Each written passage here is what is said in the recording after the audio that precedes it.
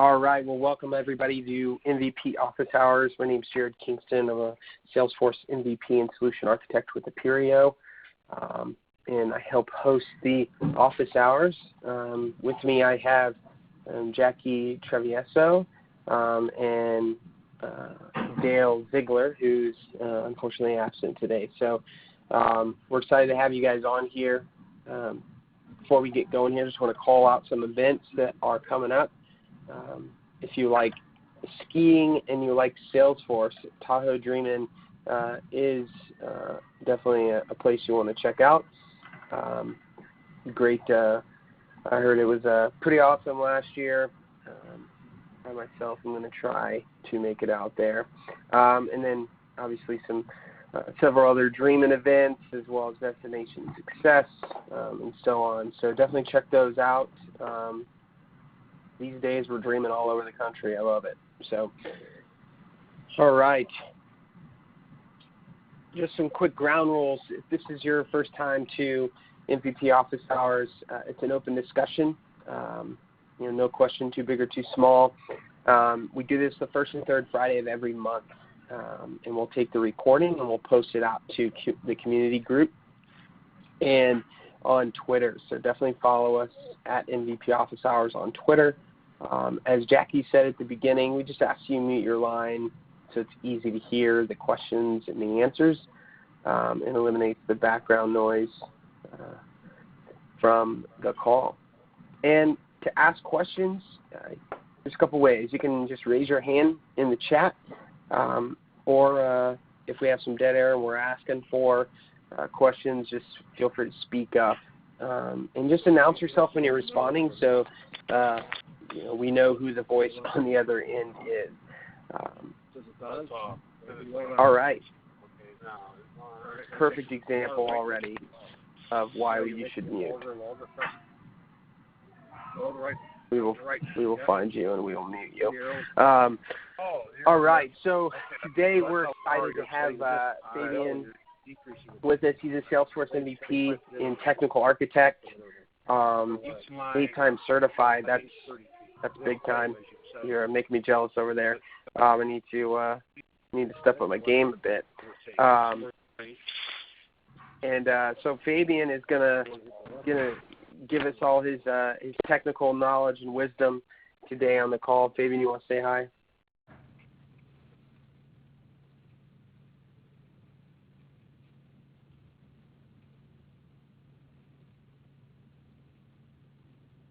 Fabian, we still have you? Yeah, I've used this so many things. And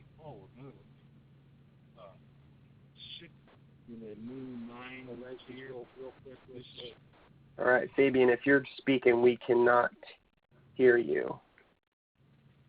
And there's somebody who I can hear some background noise. I'm just going to go ahead and mute you. All right, we're going to work to get Fabian back on the line here. Jared, he's dialing back in via the phone. Yeah, I see that. Okay, cool. So while we're doing that, let's just we kind of want to take a quick audience check here before we get running and while we wait for Fabian to dial in here. So I'm curious, and we'll take these down as we go.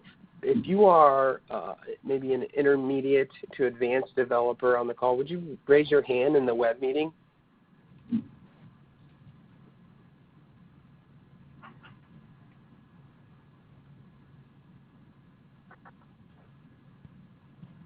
Okay.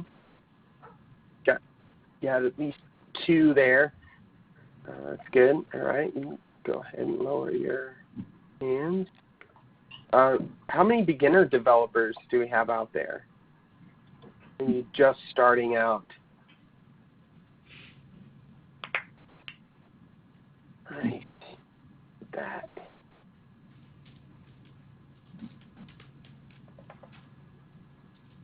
That's awesome. And then, lastly, right, like how many of you are just maybe curious about development, thinking about it, wouldn't consider yourself any sort of actual developer, but kind of looking to get into it.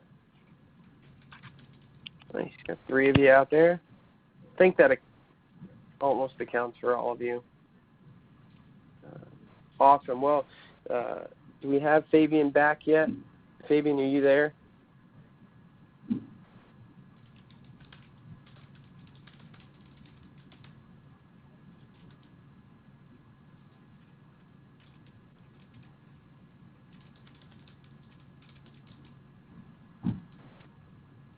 I think Fabian's just about to join in here. Hello, everyone. Ah, there he is. Yes, sorry. So, perfect. Well, our test was working fine. Hello. Yeah. Okay. No worries. Anyway, we're good phone to is go. better. So, yeah, you want to say hi to everybody, and we'll get started here. Okay, sure. So, hi, everyone, and thanks for joining this session. I'm all yours for the next hour. Awesome. Yeah. Well, we as you hopefully heard, gave you quite the introduction. So it's like Chris is going to start us off with the first question. So, Chris, you have your hand raised. Why don't you go ahead and start us off?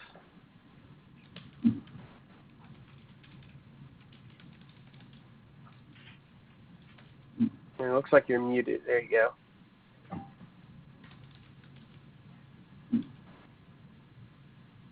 That's okay. I feel like I'm not the only one. So I feel better now. All right.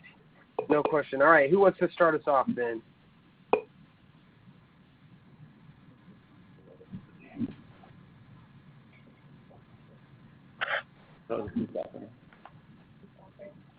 Who wants to challenge, see where Fabian can help out?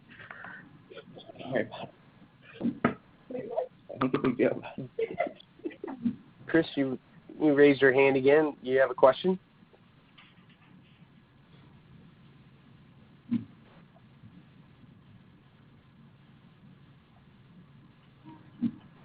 All right, maybe not. Let's go to Mary. Mary, you have a question?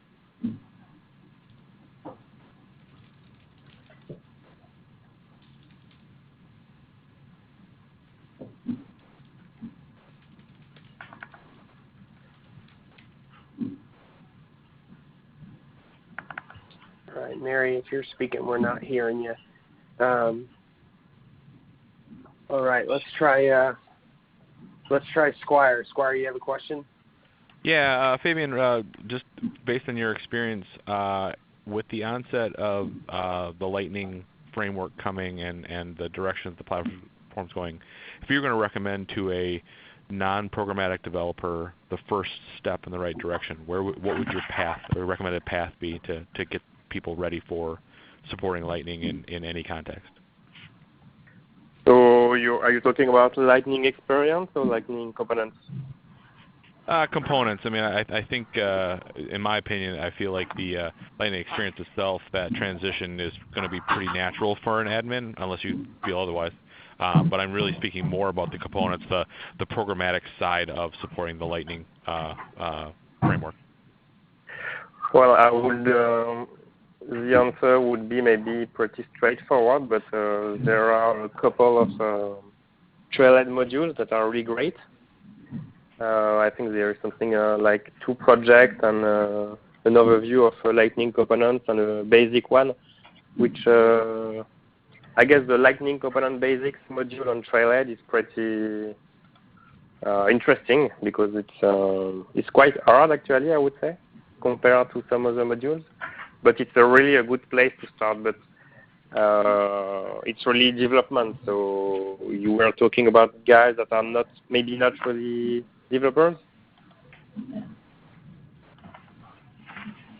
Yeah, I mean, I guess I'm thinking more, I've got an admin team who were strong admins, but maybe from the programmatic side, with Lightning coming, would you suggest that you start with, JavaScript, or would you think that that's like too far down the line? Would you direct it toward just understanding, I guess that's kind of what I'm getting at is, if we were going to set up some sort of roadmap for for where our admins are headed as far as a career path, what programmatic direction would you go?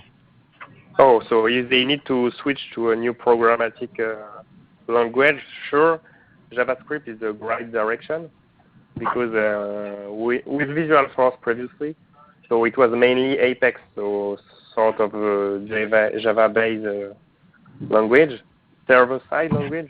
But with Lightning, there is a more and more code that will be on the client side, so which is JavaScript. So there are some particular stuff to know about Lightning compared to just JavaScript, but it's a JavaScript framework. So if they need to learn a language, to start with a language, JavaScript is really the one to start with. So try having a look to JavaScript, try doing a Trailhead module about Lightning components and see what they think about it. But yeah, really, it is JavaScript. So I'm afraid it's currently, as it's still pretty new, let's say, it's not as mature as a Visualforce. So that means to have the same results, it might be more difficult to get the same thing with Lightning components. So, but in the future, so yes, they should definitely start with JavaScript on the Trailhead modules of Lightning components. Thank you very much. You're welcome. And there are supposed to be more and more components on the App Exchange, so also try to have a look there on any open source component to see if something was not done already.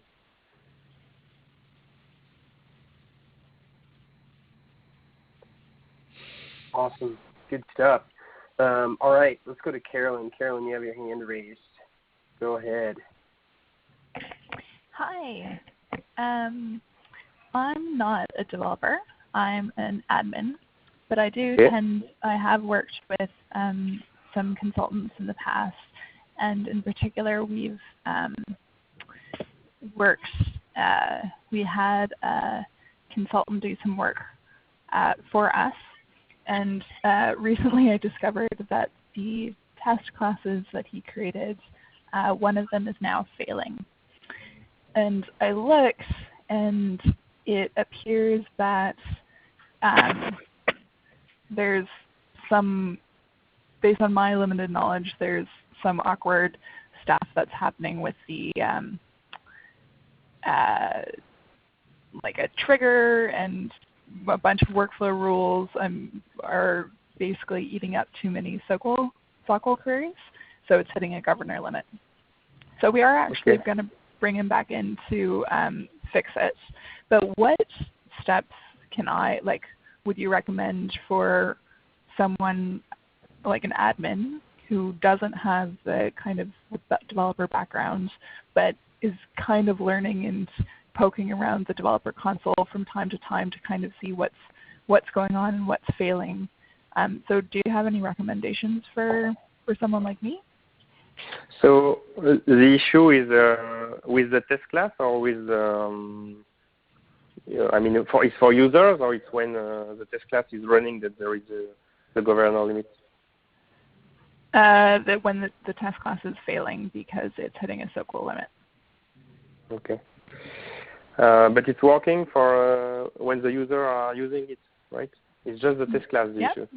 As far as I know. Yeah, so this is the thing. Test class, it can mean almost, it's difficult for an admin to know if it's a good test class or not. Because what Salesforce is tracking when you deploy to production is only that your code coverage is good enough. Mm-hmm. But, I can do a test class which will be deployed to production, but it's testing nothing. That means that, the idea is just to pass through my code. So I can, if I create a method that will add two values, I just can pass them 2 on 2. Test is not crashing, but if the value returned is 5 instead of 4, well, if it's not tested correctly, it could, the test class could be running correctly, but with incorrect results, not crashing actually. So the other thing with test classes is that you are supposed, and this is where I might be afraid about what you say, you are supposed to test for a large number of records. Meaning, usually you are doing a trigger, and a trigger you will test it in the UI of Salesforce, where you will be saving only one record at a time, like I will save my account, let's say. But sometimes if the code is not written correctly, when you will save a bunch of records, let's say 200 records at a time, it might fail. So this happens sometimes, let's say, when you import or update data with a data loader. So maybe you should have a look. It's difficult because it's code, but you should have a look to see if they are trying to insert or update only one record at a time, or maybe 200 just to test correctly. So that means that maybe the issue you have, you would have it if you try to update your record with data loader, maybe. I don't know what you see, what I try to explain or not.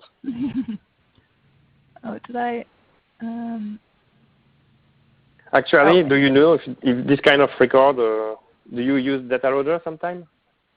We do, but it's not failing because, so this is actually custom code that's integrating, so we're a software company, and so what they've actually done is that prior to my coming on as admin, they integrated our software licensing with Salesforce so that, so it's actually... There are lots of things you can, first thing you can look is the API version. I don't know if you know how to look to the API version. So if you open your, let's say, the test class and have a look to the API version, okay. It should be after 24 because before API number 24, your test class are using the data that is inside your production environment. Meaning that maybe it could use too many rows compared to what happened in the development environment. So you shouldn't have test classes that are below 24. Okay. This can be, depending on the issue, if I could have a look to the code, I could tell you this is crashing because of that. Here it can be a lot of things. It can be either it's completely not written correctly, or maybe it's under API 24. It can be, there is a tag also at the top of the test class, which is see all data equal true. This should not be written because this means that the test class can access all the data in the org, and it's not supposed to happen. Mm-hmm. So yeah, it's first thing, easy thing for an admin. It's to see if it's a good test class, see the API version, see if there is no see all data equal true, and try to see at the end of the test class if they are doing something which is called system.assert. Which is they are trying to see if the result is the one that is expected. This is almost the main thing that you should expect from a test class. Okay. I've heard about the second two, but I'm definitely going to check into the API version. So thank you very much for that note. If you want to reach to me either on Twitter or by email or whatever, you can still, maybe I can help you with more. If I have more detail about what is crashing. Sure, yeah, definitely. Feel free to reach out to me. Awesome, good stuff. All right, Jonathan Young has his hand raised. Jonathan, go ahead. Can you hear me? Yeah, go for it. Great. So I work with a nonprofit, and we've been entering into Salesforce and doing a lot of development work for probably the past 5 years. I've sort of just been self-teaching along the way and digging into it. But basically we have a really intensely modified Visualforce platform that our volunteers use at this point. So they really never see Salesforce in a la natural, as you might say. But they basically, with Lightning coming around, I'm wondering if I need to be like worried about losing all the development we've made in Visualforce in the future. And also I'm looking into sort of like what would be first steps if I want to like start to integrate Visualforce and Lightning components. What would be like baby steps there? Because I haven't done anything yet. So the first thing is you are still on Classic? Say again? You are still on Salesforce Classic? I mean, you didn't switch to Lightning Experience? Yeah, our users don't really see the back end at all, so it wouldn't make any difference to them. Oh, okay. So, okay. So you mean it's entirely they don't connect to? Oh, it's Visualforce, like for a they are not using the UI of Salesforce. So I use like the standard UI of Salesforce Classic, and a couple other staff people do, but 80% of our users are just purely in a Visualforce environment we've created. Okay, so they don't even have the standard tabs and everything. No. Okay. So, well, no, I don't think you should be worried about that, because if you recreated everything from scratch, I mean, you can stay for using Visualforce forever. I mean, I guess maybe in 10 or 20 years, Salesforce will say you should switch to Lightning. But, even now we can use S-Control, which was created even before Visualforce, and it's still working correctly. So, I mean, for me, you need to switch to Lightning components if you are starting to switch to Lightning Experience. This is the interest. But if you have something recreated from the ground up in Visualforce, I think you can stay on it forever, because it's Visualforce is already web development. So I don't think you should be worried about that, and I think you can stay on Visualforce. Cool.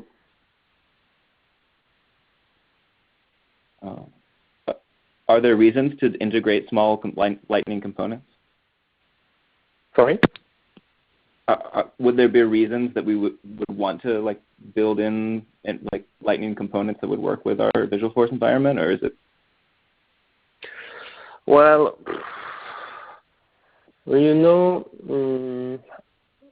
it depends on how your Visualforce are done. But for me, when we say Visualforce, there is two different things. There is Visualforce with the standard look and feel of Salesforce, the same input fields, the same font and colors, but I don't think you have this. You have a specific UI, specific design. Yeah. So in this case, it's already fully customized. Your developers, they took a white page, and maybe they wrote only HTML and JavaScript, and they can already do the same thing as let's say Lightning. If let's say they use, I don't know what they use, but if they use Visualforce but with Angular, or I don't know which framework they could use, there is no real need to switch to Lightning. Okay, great. That's really comforting to know and hear. I appreciate it. You're welcome.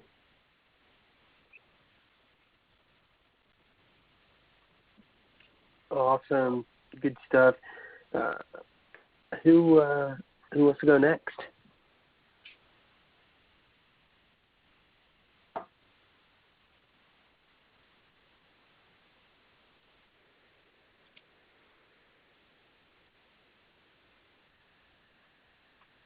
Well, I'll just, if everything's going to go, I'll just kind of piggyback off that Q&A there, Fabian. But I think maybe you answered it. But wouldn't you say, right? I mean, like you said, there's no real need necessarily right now to jump. You're not going to be forced to jump right away over to Lightning. That being said, right? Would you say that customers should start looking at moving over, to Lightning components slowly, where they can, just because my guess is that Salesforce is going to put more horsepower behind the feature and functionality of Lightning and Lightning components. Yeah, so to me, it's definitely a time to start looking at Lightning components. So my previous answer was stay on Visualforce because it's a fully customized website. It's not integrated with Salesforce, at least, so no same UI or whatever. The real reason to switch is if you start using Lightning Experience, I think, because it's really Lightning Experience is built to use Lightning components, so you can still put some Visualforce in it, but you are losing some interest of the Lightning Experience platform. So technically speaking, you will have your Visualforce inside an iframe, and you might come back to what you see actually in Salesforce Classic, which is pretty painful for a lot of customers. It's on page layout you can put some inline Visualforce with some dynamic content inside, but the main issue with that is that the size of the Visualforce inline is you can't change it. So sometimes if the page needs to hide this Visualforce or put it bigger, the page layout won't resize. So I have lots of customers with opportunities, and sometimes there is a big white space that is just a Visualforce that is not rendering for this user or in this specific case. So it's pretty static. With Lightning components, you can easily resize all the window if all the components, if one of them is, let's say, not displayed, it will just disappear, and the ones that are below it will just come at the right place. Lightning Experience is built with Lightning Framework, so it's really the starting point to start using Lightning. If you are still on Classic, I would not recommend to start using Lightning components now. But definitely you can start to have a look now, because it's clearly the future. We did a session with the product manager of Lightning in Paris yesterday. And what they said is that you can't expect any new feature on Visualforce in the future. It's over. I mean, you have everything. You have already everything now, and they won't. If they need to create something new, it will be on Lightning. So at some point, you will need to switch to Lightning. So yes, start to have a look now. Maybe wait to do some production stuff, because I think it's still not fully ready. I mean, not as great as Visualforce, but start to have a look, and when you start switching to Lightning Experience, try to go a little deeper in Lightning Dev. That's good stuff. Don't know if it answers your question exactly. Yeah, no, that's good. Yeah, that's good to get your perspective there. Awesome. Who else has a question? Don't be shy. It doesn't even have to be a developer question. Yeah, ask anything. I see I'm the first international guest here, so I hope my accent is not that bad. No, it's good. I love it. Mix things up. Jonathan, you have another question. Sure, thanks. So one of the issues that we've had, so I've been developing in Salesforce for the past 5 years, and there's things that I run into that are just I can't figure out, like more like complex Apex stuff sometimes.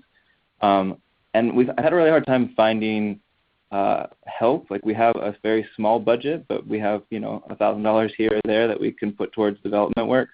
But I've had trouble finding folks that will work with us without connecting me to like a team of 5 people that want to all be a part of it. So what I really need is like one developer that knows his stuff that I can work with sort of one-on-one. I don't really need a team of people, because the stuff that I need help with is pretty small code stuff. It's less like overall project things.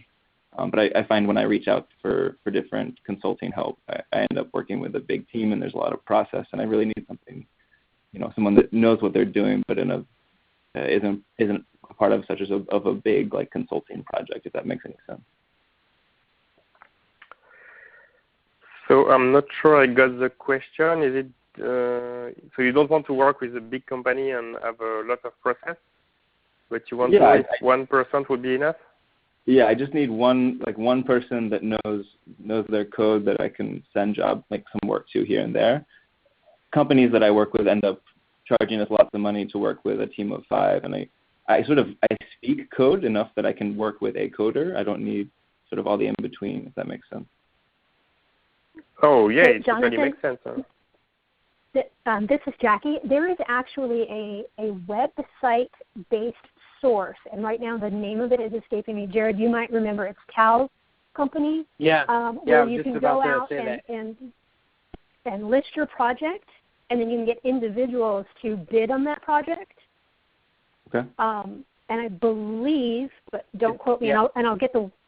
I'm sorry. Go ahead, Jared. Yeah, it's called crmmarket.com. One word. And you can set your. I'll just post a link here into the chat for everybody.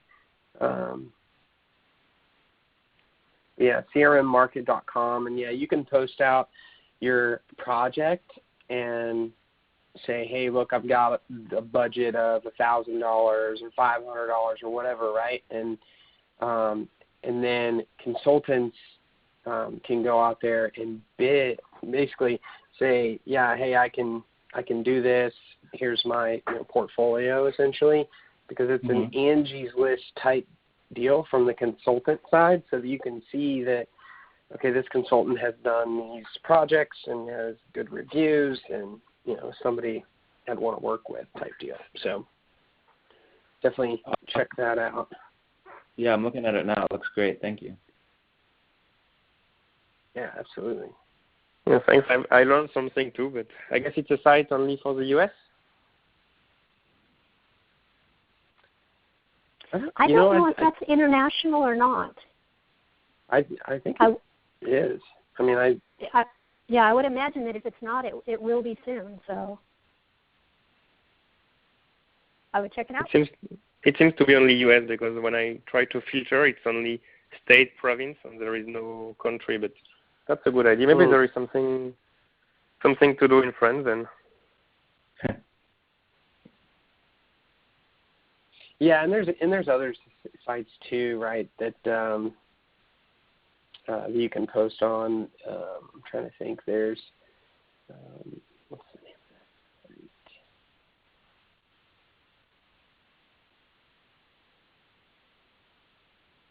of that?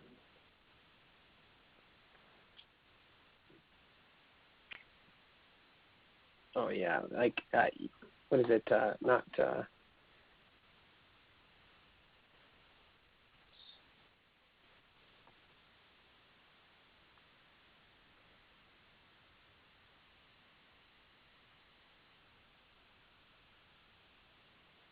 Yeah, it's slipping me now. There's like LinkedIn groups as well that you can go find just straight contractors, etc. So, but definitely start with CRM Market. All right. Who wants to go next?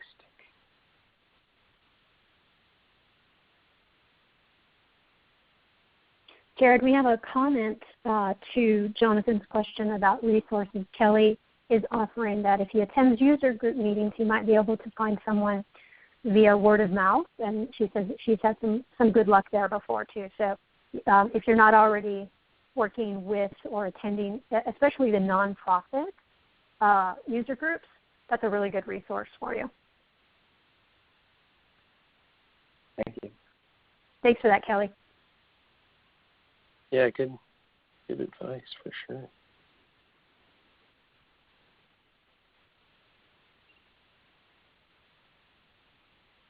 All right. If nobody has a question, I know Fabian has some stuff he can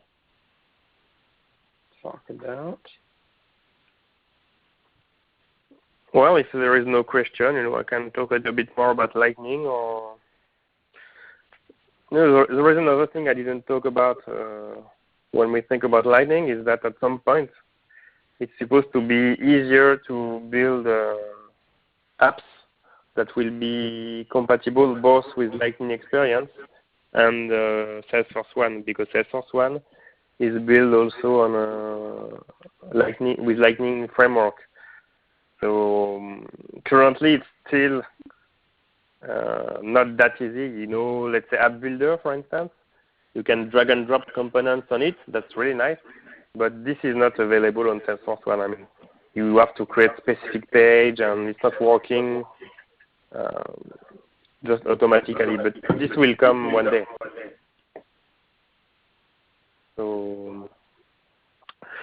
at some point it will be really, really interesting. And it's nice to see the way it's going. Meaning I start to play with Lightning components a few years ago because it's quite old now. But what is difficult is that Visualforce is really easy to do. And Lightning components, there are still lots of things that are missing that are currently in Visualforce. And starting with the last release, Winter 17, you start to see lots of new developer stuff for Lightning components. Well, I asked some question at Dreamforce, and I think that around summer 17, it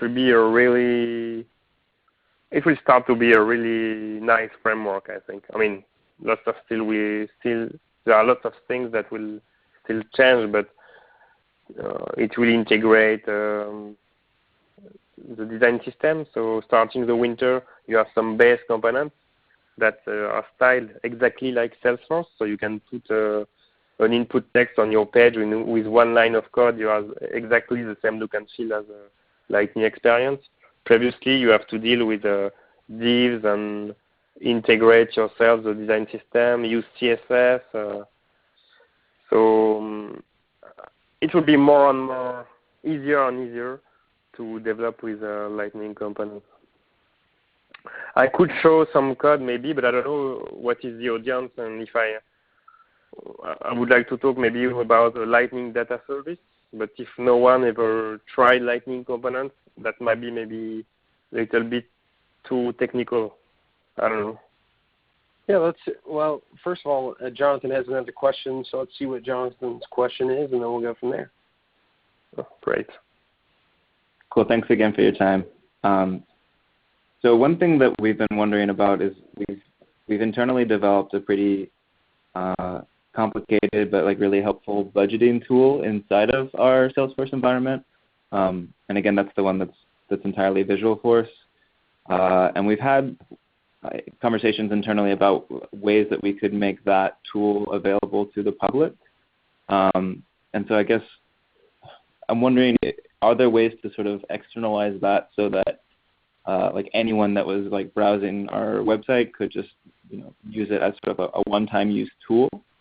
Like versus like if we wanted people to be able to make accounts, I guess that's more community territory. But if you wanted to just use it as a one-off without creating an account or having that kind of stuff. So yeah, you can totally do that. So currently your users are still logging inside Salesforce, even if they only see the Visualforce, right? They have a login. This would be people that, if we just wanted to make it public so that anyone on the internet could go to it, yeah.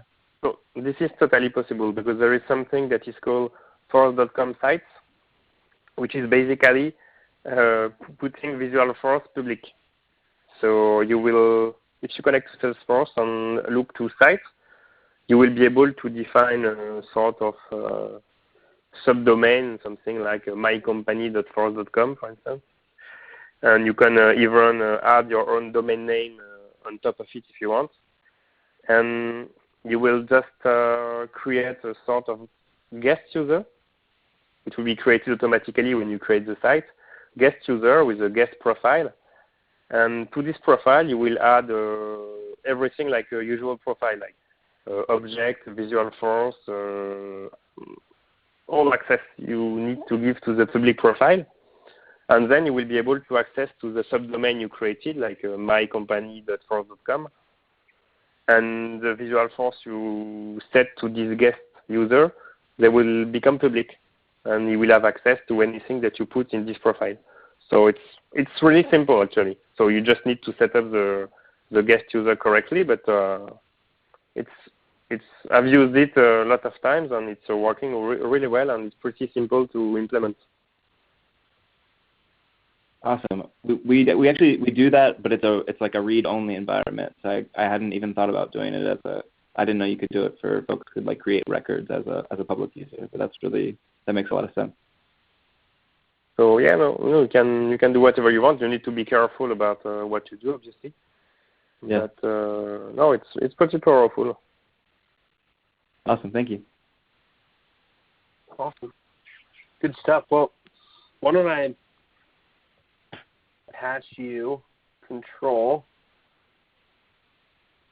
Fabian? Let's see.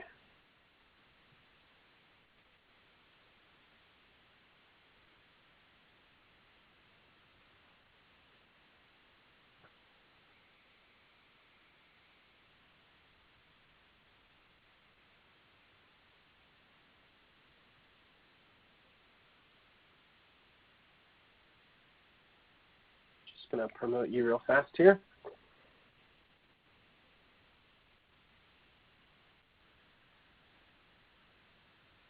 So you did give me presenter rights, or? Yeah, it's coming your way. Okay, because the page was just switching.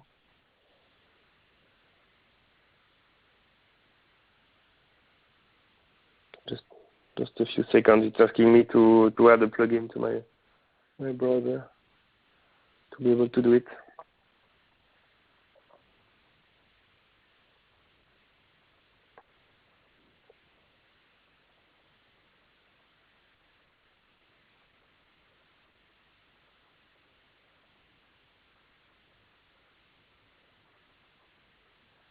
So if anyone has a question, time for me to install the small Yeah, plugin. Anybody else have any questions?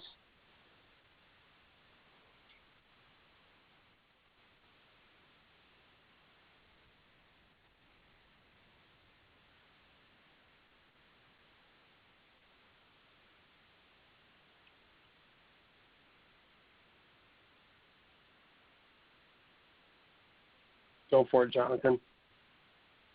Cool. Thanks again for your time. So if I have an object that I've built out, and I have a lot of fields, I built it on top of the. Sorry, let me start over. So you have the contact object. I've added probably about 100 fields to it, and now I want to take.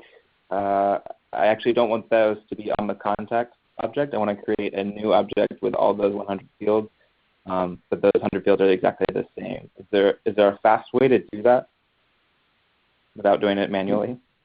Oh, you mean I want a new object. Creating a second object, which would be almost the same with all the same fields? Correct. Yep.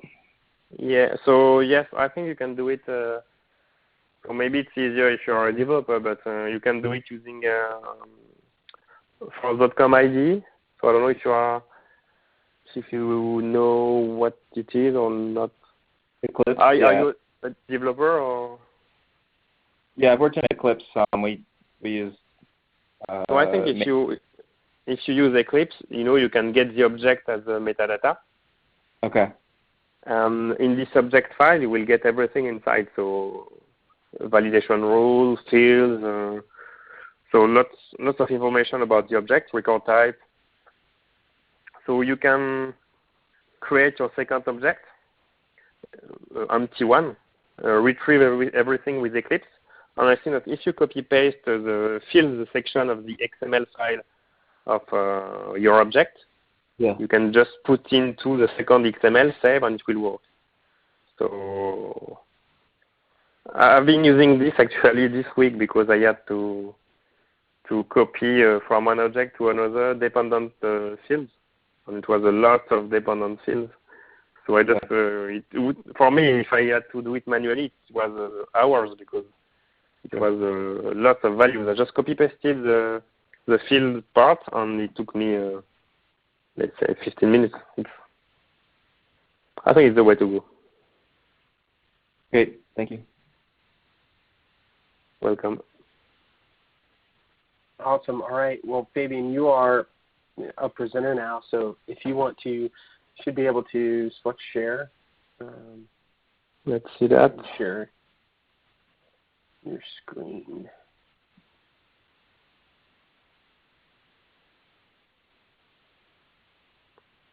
Do you see something? All right.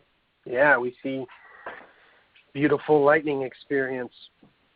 Yeah. So it's my dev org, so it's pretty lots of demo all over inside.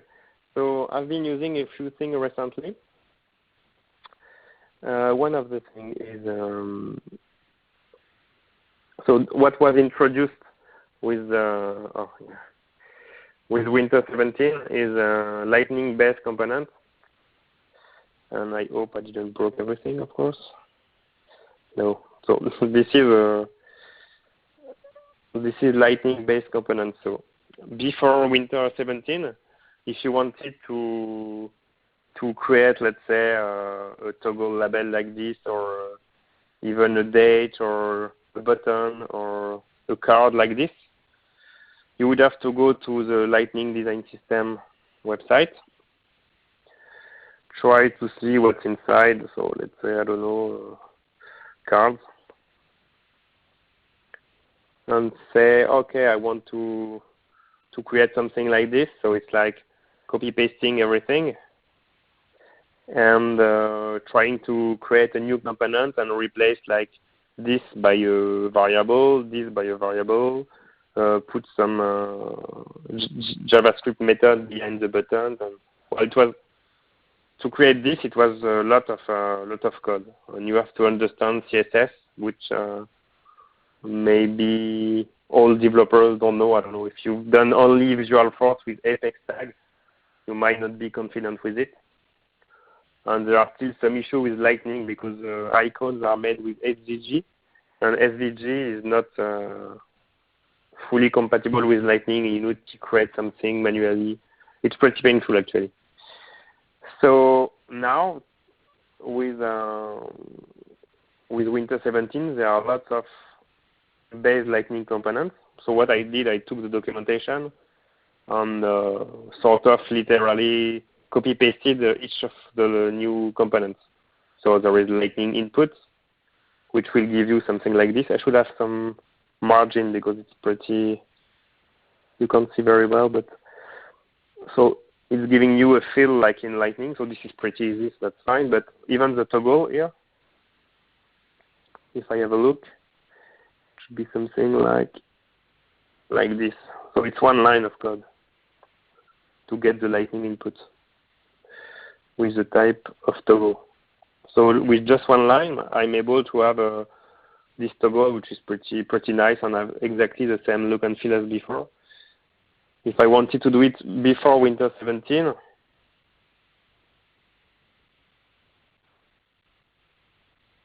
well, I need to copy this to get the same thing. So it seems pretty easy because, I mean, I just have to copy paste and change a few things. But you see that if I need to have a page with 10 toggle, well, now I will have 10 lines of code. Previously, I will have 10 times this. Or I will start to create a component about that to recreate something that is now standard. So if I take also the Lightning card, you see it's a few lines of code where you can, I added some attributes, but you don't have to put them. So this attribute, it's about this part with a title, a body, a button. And this is pretty easy with just one component. You can put the text directly inside it, and eventually you can add some badge, like, which is, I think. So the idea here also is really to have easier way to create Lightning components. A nice thing to show is the tabs. So you can see here, I have 2 tabs on my item. And this is pretty easy to do with the new Lightning-based component. Let me show you. I have a component which is called Lightning tab set.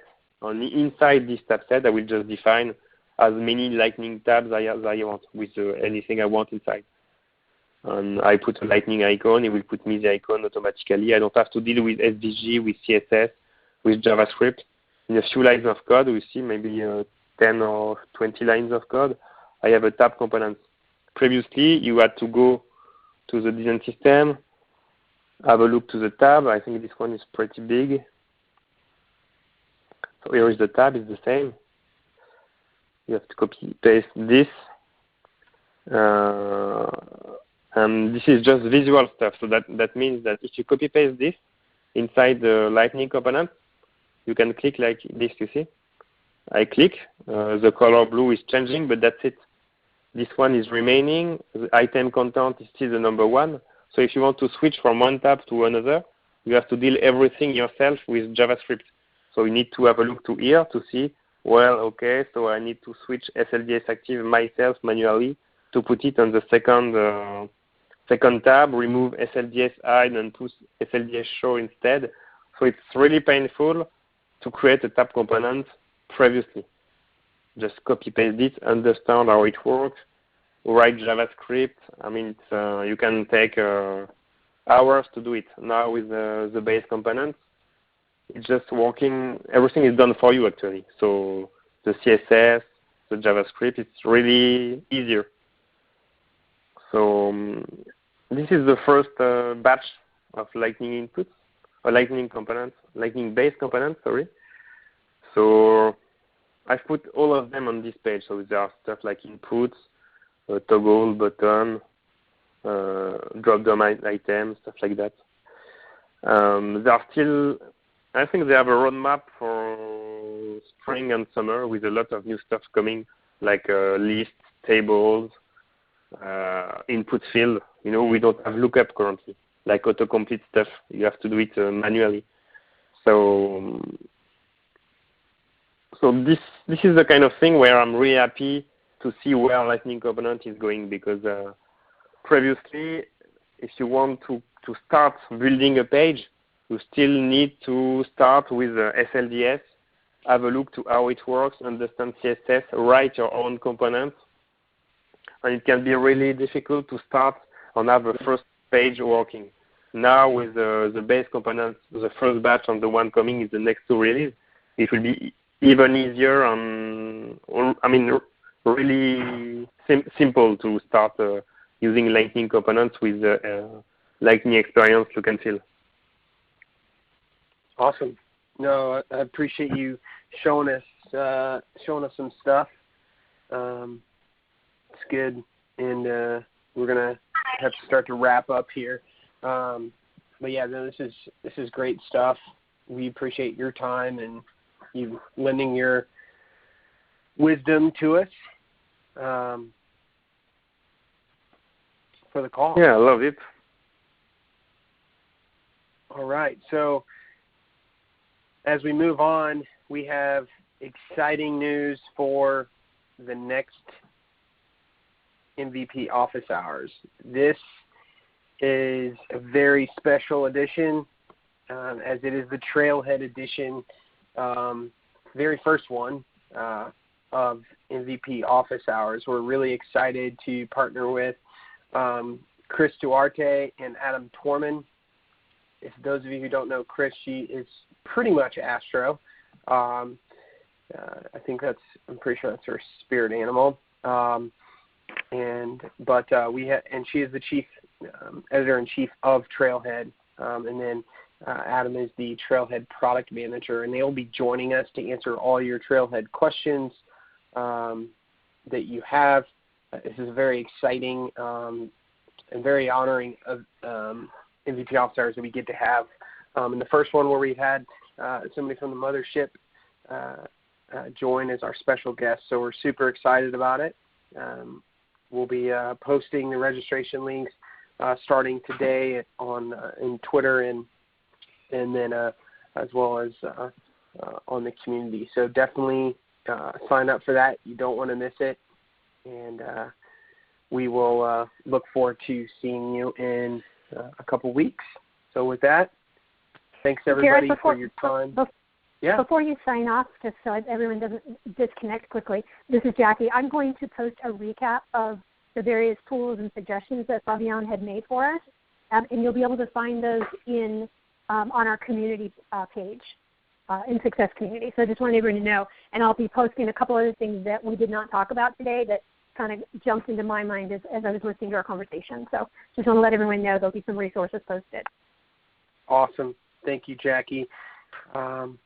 And thanks everyone for joining and your time. And we will talk to you on the next office hours.